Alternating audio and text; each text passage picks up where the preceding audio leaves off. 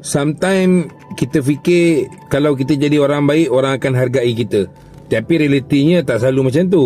No matter how good you are to people, sebaik mana pun kau dalam relationship atau friendship, belum tentu kau akan jadi pilihan utama mereka. Ada orang pilih kau bukan sebab mereka benar-benar nak kau, tapi sebab kau tu baik. Bila kau terlalu baik, kau akan jadi tempat singgah bila mereka perlukan sesuatu. Kindness, care and loyalty yang kau bagi tu kadang-kadang masih tak cukup untuk buat seseorang benar-benar memilih kau.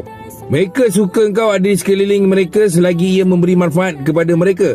Tapi bila sampai masa untuk mereka benar-benar memilih, dan di situlah engkau akan sedar satu perkara yang paling menyakitkan. Kau bukan priority.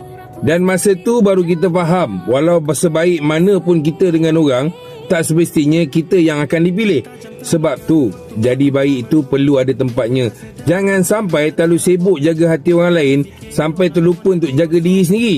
Kadang-kadang kita perlu fikir tentang diri kita dulu sebelum fikir tentang orang lain.